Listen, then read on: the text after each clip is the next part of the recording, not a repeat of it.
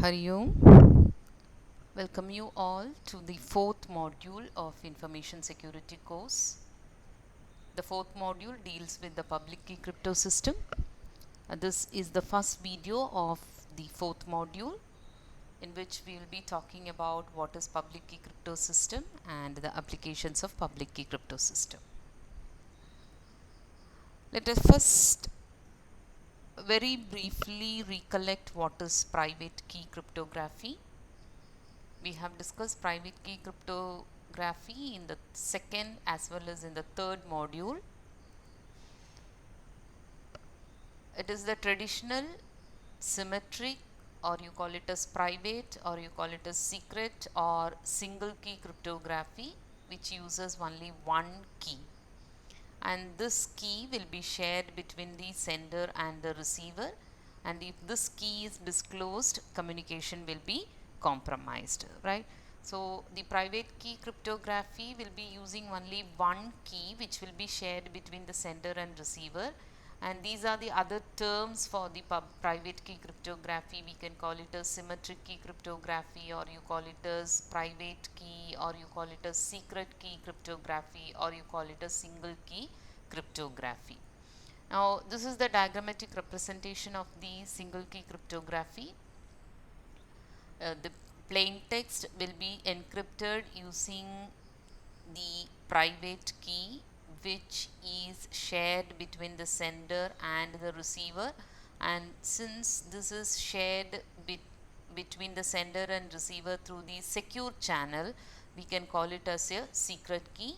Whereas the encrypted data which is the ciphertext will be shared through the insecure channel, and the receiver will be decrypting the ciphertext using the same key, which is the secret key that produces the plain text, right? So this is the simple concept of the symmetric key cryptography. Now in the case of public key cryptography, we should understand first why public key cryptography is to be introduced. Now if you see here, the concept of public key cryptography evolved from an attempt to overcome two of the most difficult problems that are associated with the symmetric key cryptography. So these two problems are addressed using the public key cryptography. Now the first problem is that of key distribution, right? So we had seen here the key is to be shared through the secure channel. If so, how it can be shared securely? So this is going to be one of the challenge that we will be facing, because if while sharing, if the private key is collected by the attacker, obviously the communication will be compromised here. So the question is how securely we can share the key. Now another thing, if I want to have a very secure sharing of the private key, then you may seek the help of a key distribution center. So this is also another challenge that we will be facing in the private key cryptography, right? So to address this particular problem, they are using public key cryptography. And another problem that was addressed using the public key cryptography is that of digital signature. The digital signature concept is how to verify a message comes intact from the claimed sender. So the public key cryptography was introduced to address these two problems. Okay, now let us see how these problems are addressed by the public key cryptography. Let us just understand what is public key cryptography now. The asymmetric crypto system, which is also known as public key crypto system, it is a form of crypto system in which encryption and decryption are performed using different keys. Whereas in the private key crypto system, both are done using the same key, whereas asymmetric crypto system uses different keys for encryption and decryption. Now, all the asymmetric algorithms rely on one key for encryption and a different but related. This is very important. We are not going to simply take two different keys. Instead, one key is related with another key. So, this relationship makes sense for using the two keys for encryption and decryption. So, one key will be used for encryption and the related key will be used for decryption. And all these asymmetric algorithms have a very important characteristic. The characteristic is it is computationally infeasible to determine the decryption key if the knowledge of the cryptographic algorithm and the encryption key is given, right? So this is one of the very important characteristics of the public key crypto system that makes the system to address these two problems. So because of this important characteristic only, we can address both the problems of the private key crypto system. What is the characteristic? It is computationally infeasible. That means we cannot determine the decryption key even though the cryptographic algorithm and the encryption key are given or it is open to the public. Now, what is asymmetric encryption? It is nothing but transforming the plain text into ciphertext using any one of the two keys and an encryption algorithm, whereas decryption is nothing but the plain text will be recovered from the ciphertext using the paired key. This is very important, right? As I told you, it is going to be the related key, right? So this paired key, because always the keys will be generated as a pair. So both public and private keys will be generated as a pair. That is why we say it is a related key, or we call it as a paired key. So if you are using public key for encryption, the paired private key will be used for decryption. Whereas if you use the private key for encryption, the paired public key will be used for the decryption, right? Okay, so that is what is depicted here in this diagram, encryption with the public key, right?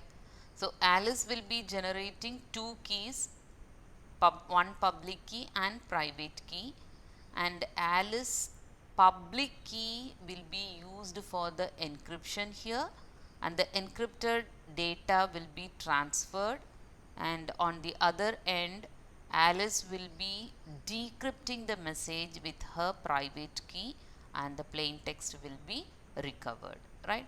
So this is encryption with the public key. So when you encrypt with public key, you can observe it is decrypted with private key. The same way, if you are going to encrypt with the private key, it will be decrypted with the public key. So you can observe here, Bob will be generating two keys, private and public key, and his public key is already shared. Then Bob will be encrypting the data with his private key. Then the encrypted data will be transferred and the decryption will be done with Bob's public key, right? So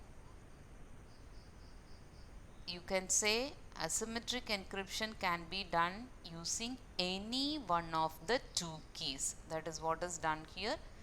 This is an example of encrypting with the public key, decrypting with the private key, whereas here encryption is done with the private key and the decryption is done with the public key. Okay, this is how the encryption and decryption is done in the public key crypto system. Now, if you take this public key encryption scheme or the crypto system, it has 6 different components or 6 different ingredients. First one is the plain text, second one encryption algorithm, and you will have a decryption algorithm, Then you will have two different keys, public and private keys, and then you will have a ciphertext also. So these are the 6 components that are used in the public key crypto system. You know that what is a plain text? Plain text is nothing but a readable message or any data that is fed into the algorithm as the input, which is to be sent to the receiver or which is to be converted into the ciphertext. That is what you call as the plain text. And the encryption will be done by the encryption algorithm. So it performs various transformations on the plain text and it produces the ciphertext. Obviously, encryption algorithm is applied on the plain text and it transforms the plain text into ciphertext. Then you have the decryption algorithm, obviously, which will accept the ciphertext and the matching key or the paired key or the related key, whatever you call it as, and it produces the original plain text. You have two keys, public and private keys. This is a pair of keys that have been selected so that if one is used for encryption, the other is used for decryption. Then we have a ciphertext. This is a scrambled message that is produced as the output, and the scrambled message completely depends on the plain text and the key, because in the encryption algorithm the plain text and the key will be given as the input. So the ciphertext completely depends on the plain text and the key, and for a given message two different keys will produce two different ciphertexts. This is the point to be noted. For any message, if you, even if the message is same, right, even if you have the same message, but if you give two different keys, it is going to produce two different ciphertext. Okay, so these are the 6 components that are used in the public key crypto system. Then these are the steps that are used in the public key crypto system. So what we have to do, if you want to have a public key crypto system, each user must generate a pair of keys to be used for the encryption and decryption of the message. So whether the data is to be sent by the sender or received by the receiver, depending on the type of data you want to communicate, or depending upon the type of communication, each user will be generating a pair of keys to be used for the encryption and decryption of the messages, and each user places one of the keys in a public register, right? So if a user generates two keys, one key will be kept as private, the other key will be given in the public register. So this is what you call as the public key, and the companion key is kept private on his custody. And each user maintains a collection of public keys obtained from others, right? So that is what is shown in this diagram. You can see here Alice keeps the public keys of different users, right? Joy, Mike, Bob, Ted, all their public keys are kept in this particular user. So Alice keeps a collection of public keys. That is what is told here. Each user maintains a collection of public keys obtained from others. Okay. Then if Alice wants to send a confidential message to Bob, what she does, she encrypts the message using Bob's public key. Okay, and Bob receives the message and he decrypts it using his private key, right? And the advantage here is no other recipient can decrypt the message because only Bob knows the private key. That is the advantage here. So these are some of the points to be noted that shows the comparison between the conventional encryption and the public key encryption. So in the conventional encryption, same algorithm with the same key is used for encryption and decryption, whereas here for encryption we use one algorithm and for decryption we use another algorithm, and both are done with a pair of keys. And here in the conventional encryption, the sender and receiver must share the algorithm as well as the key. Here in the public key encryption, the sender and receiver must each have one of the matched pair keys, right? So here key is not being shared because the public keys are always kept in a public register, so anyone can access that particular key. So there is no secure channel required to share the key in the case of public key encryption. And here in the conventional encryption, the key must be kept secret because there is only one key, so that key has to be kept secret. Whereas here, one of the two keys need to be kept secret, whereas the other key can be kept in the public register. And here in the conventional encryption, you can observe it must be impossible or at least impractical to decrypt a message if no other information is available. So you don't have the private key, you don't have the decryption algorithm, etc., then it is impossible for you to decrypt the message or decipher the message. And here also it must be impossible or at least impractical to decipher a message if no other information is available, right? And on the other hand, the conventional encryption, knowledge of the algorithm plus some samples of ciphertext must be insufficient to determine the key. So what is the algorithm used for encryption and decryption and the sum of the ciphertext? If you have these two, even then it should not be easy to determine the private key. In the same way here, for the public key encryption, knowledge of the algorithm plus one of the key. That means the algorithm is known. Suppose if you say I am using RSA algorithm in the public key crypto system, the RSA algorithm is known to everyone, right? And the public key is also known, one of the keys. And if you get some samples of the ciphertext, it must be insufficient to determine the other key. That kind of, because we have already seen the Kirchhoff's principle, and using that principle we have understood it should not be easy for us to decipher the message. Okay, so this is just a comparison which is given in the William Stallings textbook, the conventional and the public key encryption comparison. Now, the asymmetric key encryption can be used for confidentiality, authentication, or both. We had already discussed how the public key crypto system can be used for these three. It can be used for confidentiality, which you call as secrecy. How it is used when we talked about the digital signature, we had seen how the public key crypto system can be used for secrecy, and how it can be used for authentication, and how it can be used for both. Okay, so if you observe here, in the case of confidentiality,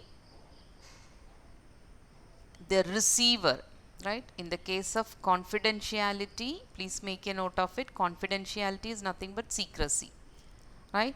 So in the case of confidentiality, the receiver will be generating the two keys, public key and the private key, and the public key will be shared with the sender, and the sender will be encrypting the message using the public key, and it will be sent to the receiver, and the receiver will decrypt the message using the private key. This is how confidentiality is achieved in the public key crypto system.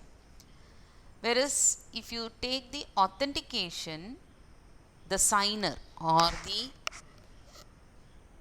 sender, right, you call the sender as the signer, the signer will be generating both the keys, private and public key, and the signer uses the private key for signing the message, which will be done using the encryption algorithm, and then the message and the signature will be given to the receiver, and the receiver uses the public key of the sender for decrypting the message and verifies whether it is sent by the authorized person. Whereas if you want to use your public key crypto system both for authentication and secrecy, you can have two encryption algorithms and two decryption algorithms. So one encryption and decryption process will be using the private and public key of the sender, and the second encryption and decryption process will be using the private and public key of the receiver. So both the sender and the receiver will be generating pair of keys, and the public keys of both of them will be shared for doing the encryption and decryption process. So this is how both authentication and secrecy are achieved in the public key crypto system. Now let us talk about what are the applications of or applications for the public key crypto system.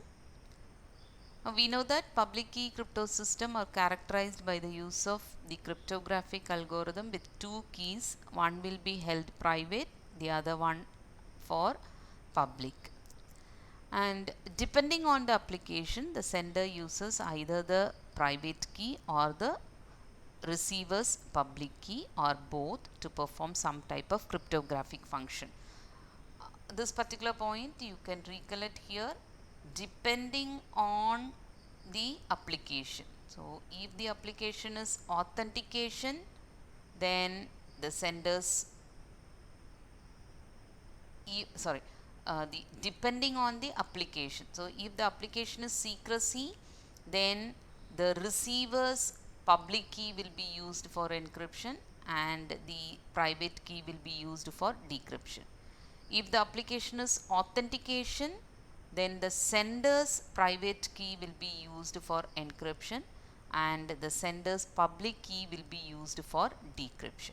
If it is both authentication and secrecy, both the pairs will be used for encryption and decryption, right? So depending on the application, the sender uses either the sender's private key or the receiver's public key or both to perform some type of cryptographic function, which is the encryption algorithm. Now based on this, we can classify the use of public key crypto systems into three categories: encryption, decryption, digital signature or key exchange. So encryption, decryption, the sender encrypts a message with recipient's public key. So that means this becomes the confidentiality, right? Encryption, decryption, it is confidentiality or secrecy. The receiver's keys are used. Okay, the recipient's public key is used. Whereas in the case of digital signature, the sender signs a message with his private key and signing is done by a cryptographic algorithm applied to the message or to a message digest, which we talked in the 5th module. Then if it is going to be key exchange, two sides cooperate to exchange a session key, then several different approaches are possible involving the private keys of one or both the parties. So here we can use the key distribution center, etc. for the key exchange. So how securely you are going to exchange the key, that will be dealt in the key exchange. So these are the three possible applications with the public key crypto system. So some of the public key crypto system algorithms are suitable for all the three applications, whereas others can be used only for one or two of these applications. Let us see what are the different cryptographic or public key cryptographic algorithms. These are some of the public key cryptographic algorithms. Here, if it is RSA algorithm, it can be used for the encryption, decryption, or it can be used for digital signature application, or it can be used for key exchange application. So all the three applications can be implemented using RSA algorithm. In the same way, all the three applications can be implemented using elliptic curve, whereas the Diffie-Hellman algorithm can be used only for key exchange and digital signature standard. DSS is nothing but digital signature standard. This can be implemented only for digital signature, right? So these are the different applications of the public key crypto system. So we'll be talking about the requirements for public key cryptography in our upcoming video. Thank you.